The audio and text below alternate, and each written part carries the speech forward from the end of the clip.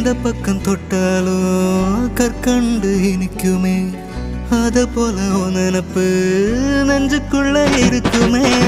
என்ன நீ சொன்னாலும் கேட்கணும்னு தோணும்.